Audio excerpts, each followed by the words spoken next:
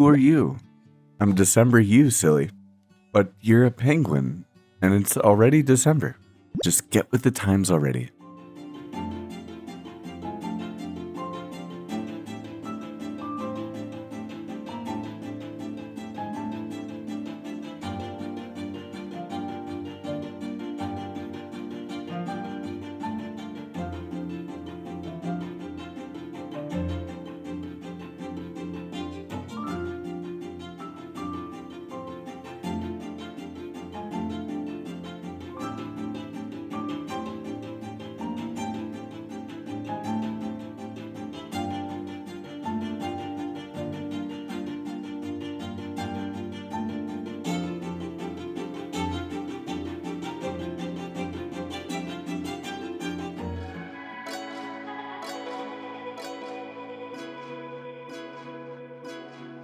Can it just be us tonight?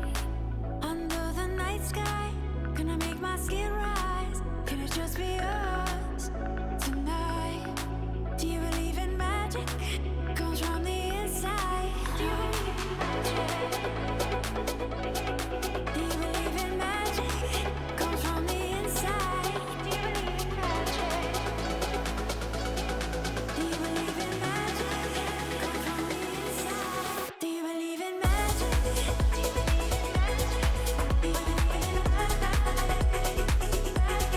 Do you believe in magic? Do you believe in magic?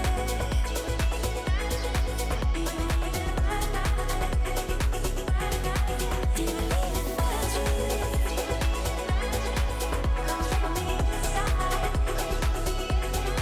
Do you believe in magic? Comes from the inside. When you're in the dark, secrets I keep. Let the world. Well, I know that cinematic only looked like it was a couple seconds on your end, but here on this end, it took me about a couple weeks in order to make this guy. What a grand welcome we have over here at Slip's Leather Shop. I think that I did a really wonderful job fitting this area in with the rest of everything else, and it really blends in nicely into the environment. We have Slip's Terracotta right over there, and you wouldn't even think that this is a mushroom island at this point in time. We, of course, have our sign for Slip's Leather Shop, but there's a couple of other things that we probably should discuss as well. The first being my change in skin. You can see that I am no longer at the moment a Minecraft monk, but instead I happen to be rocking a penguin skin because at the time of recording this, it is December 9th and we have lots of wonderful things coming for the Christmas season here on the Lotus SMP. I thought it might be fun to switch things up for the holiday season with a brand new skin, and so it'll only last for the season, but we'll be rocking the penguin gear for the episode. And you'll also notice that the entire island and everything else in the server has a wonderful winter ambiance. I know that a couple of other Lotus members are working on transforming the area into an actual Christmas zone, but this is just a resource pack that was wonderfully given to me from ETAT, and it's totally festive in my personal opinion and really fits in with the vibe. We of course have our custom river from the last episode over here looking up to the beacon shop. And if we look around, you can see that we've done a cool job with some brand new lanterns as well. I used some granite and some mangrove trapdoors along with some granite walls up to some spruce fences and then some mangrove trapdoors for accentuation here too. And the design of these lampposts is completely my own. I really went on a limb with it, but if I'm being honest, I think that it completely matches with the vibe of everything that Draconis has going on in the shopping district. And I must say, it feels quite good to have this build done. You can see on the pathway that I didn't end up using any mossy cobblestone whatsoever, which gives a more refined vibe for the rest of the pathway around here.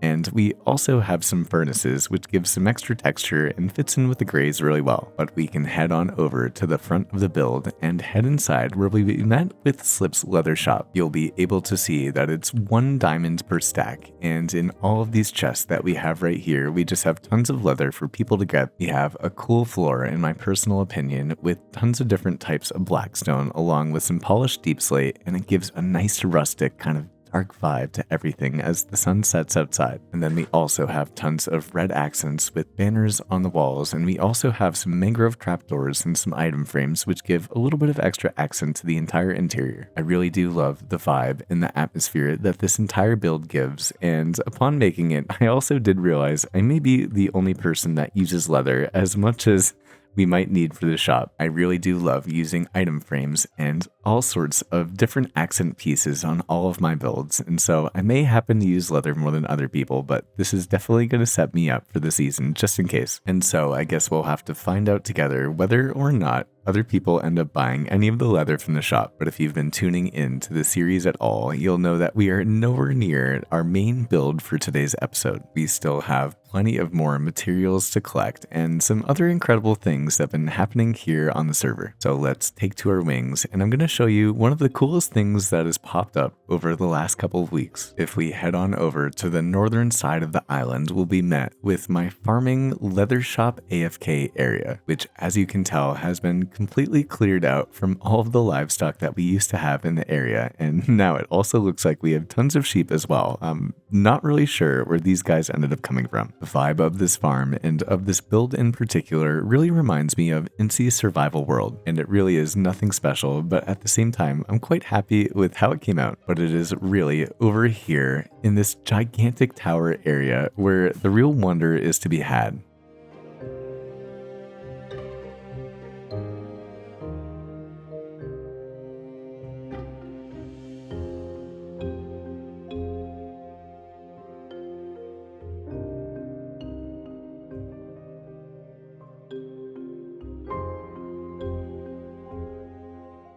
This incredible, colorful, detailed build was made by Mild Maddie, Draconis, and the actual pug. And as far as I'm concerned, it seems to be some sort of game. We can head inside through the arches and we'll be met with 3 different colors of rooms here. On the left and right sides right here, we have some really cozy interior areas, definitely made by Maddie. And we also happen to have a nice little fountain, a little juicy drink right here too. And I must say, Maddie is so good at doing sleek, kind of minimalist looking interiors that absolutely shine, and I'm quite jealous of that. It's definitely not my skill set, and I could be doing something wrong, but I do think that beyond these blocks right here, we'll be met with 3 different rooms where we'll be able to choose a button, and we seem to have just dropped to the ground, so I do think that we happen to get unlucky this time. And now I'm not really sure if it takes diamonds for us to play. We might have gotten just a free go at that, but I think maybe we'll continue to play and do something every single episode, because I do have an idea of some of the mob drops that we can get from this place, and man, they are really, really incredible. And being the poor man that I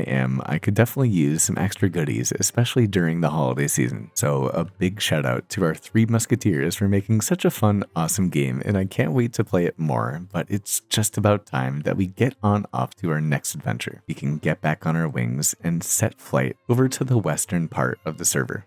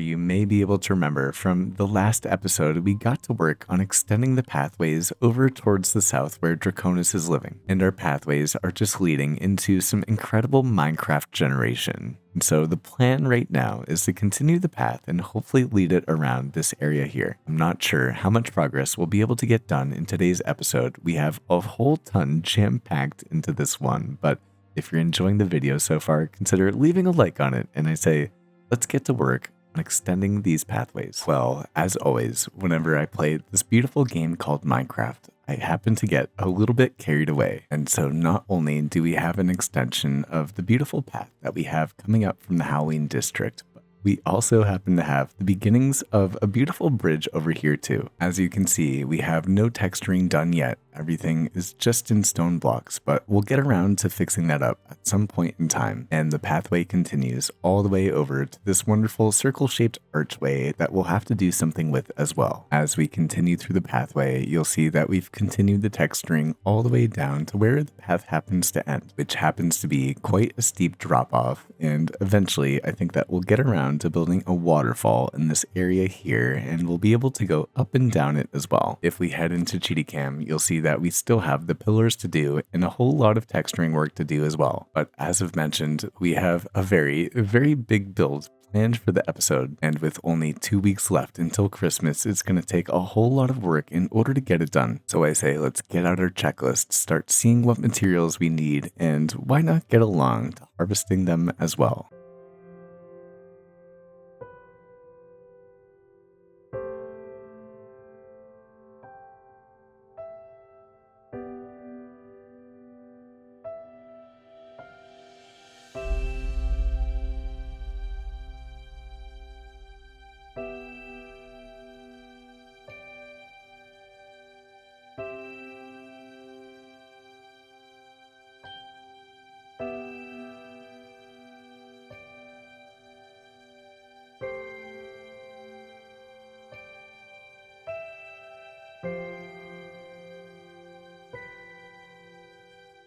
Now, we are still nowhere near done resource collecting, but I must say this process has been made so much easier by a couple of other members here on the Lotus SMP, and I am so grateful. You see, in the last cinematic, I got to hang out with the actual pug for a little bit, and we ended up going for lapis and gold, but then I come back a couple of days later, and in the shulker box we have multiple stacks of lapis, so we'll definitely have to give some back after we end up using a little bit of this lapis for the build. And also right here, as the sun sets in the distance over the pond with Kavanai, we also have a sign from a fruit that says, "Heard you needed some prismarine," or muff.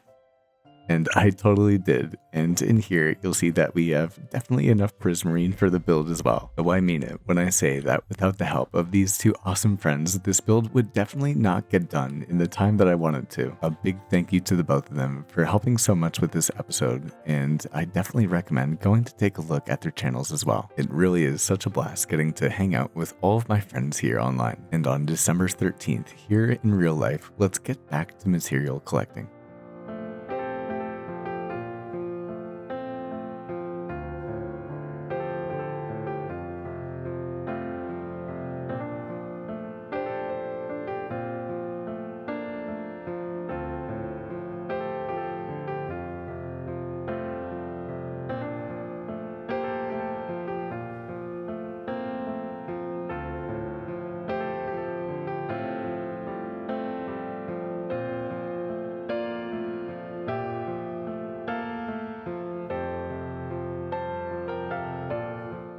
Well, it's been many hours since we first showed up at the Christmas district, but I've gotta say that this place is looking absolutely incredible. We have this massive Christmas tree that's decorated with presents, and we even have a present down to the right behind us too. You'd see a little present behind us is Mild Maddie's Secret Santa, and we can head on over there, and I've actually already used it as you've seen through the cinematics, but we now have Luma as our Secret Santa gift, and I think that I'm gonna build her something. I'm not quite exactly sure what we're gonna build, probably a house or something, and I want to make it as good as I can. As you can see, we have all of our materials for the build, and we have tons and tons of copper blocks that are oxidizing in the background. I need 128 of these waxed copper trapdoors just by itself, not to mention a whole ton of other oxidation states. Today is Saturday, meaning that it's time for Petals Helping Petals, and we also have a server meeting as well. So I say let's get back to work, see if we get anything done with the other members on the SMP.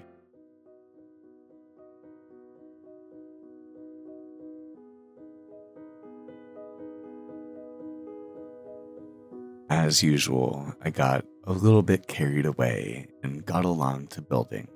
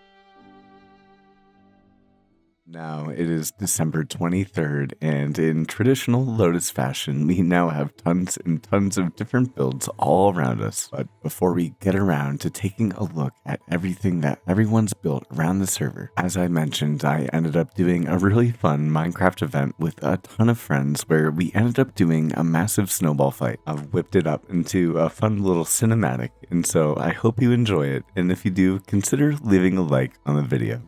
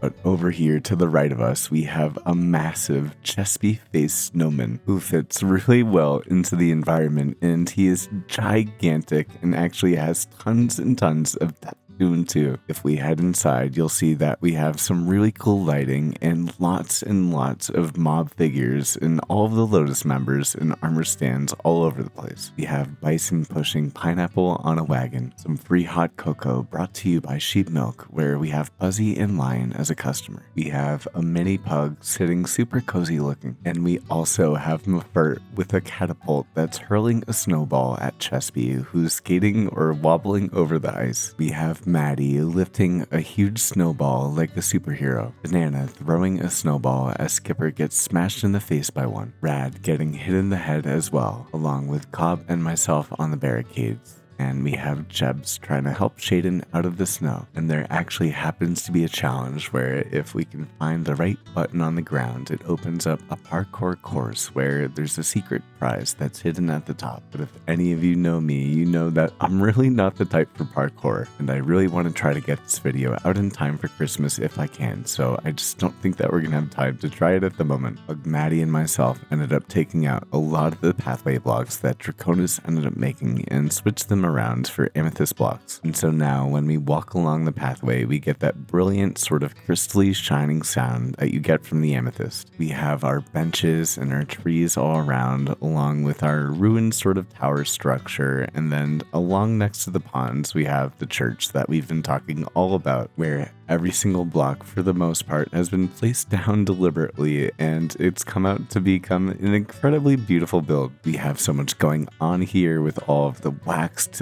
different oxidation of copper blocks, and the prismarine with the extra blues, and then the mangrove trapdoors with the reds leading down into the browns. Man, this church just looks so good. We also have end rods to light up the entire place, and we have blue glass over here to add some extra kind of like Instagram build flair. You can head up the path here and open the stairs, where you can see that the interior is by no means any less noisy or any less expensive, and looks like we have a weird figure here too, but you can enter the weird now looking church. I don't like that at all. Where we have candles on either side, and then we have purple stairs with crimson signs to outline the aisles as you walk on down, leading up to a mini Cobb that's sitting down here looking at this Cobb with, or not a cub, this pug with a squid hat on him holding a flower, and he's way too big, and I don't like that at all. Even if he was smaller, it might be a little bit better. And we have the aisle where the chorus can sing and serenade us all. Maybe we'll have to get some more mob figures in here, but I did not like that one bit whatsoever. And we have really cool lighting up here, different types of prismarine and warped wood, as you can see, as texturing, and I don't know, it really just makes it into what I hoped that it was going to be, which is a church. I guess we'll have to have some unique gospel being spoken at this church, and the blue definitely matches everything with the candles, making everything look ominous in the background, and I don't know what I'm think of all of this, but I guess some lore heavy parts of the church as well. Man, I must say I have been steadily working away at all the parts in order to make this church happen within a month's time. So hard during this entire month. I knew just around Thanksgiving that I wanted to make this build and have it in a winter world, and now that we have it, and now that I can just see it, everything, and go inside it, I'm so proud of everything that we've been able to do. We have some really interesting things coming here next on the Lotus SMP, not only within all the members and myself, but with the next big build that we're going to be making. So if you've enjoyed everything that we've done to terraform and transform this entire area, consider leaving a like on the video, and just like the great Nancy would say, it's time for me to get back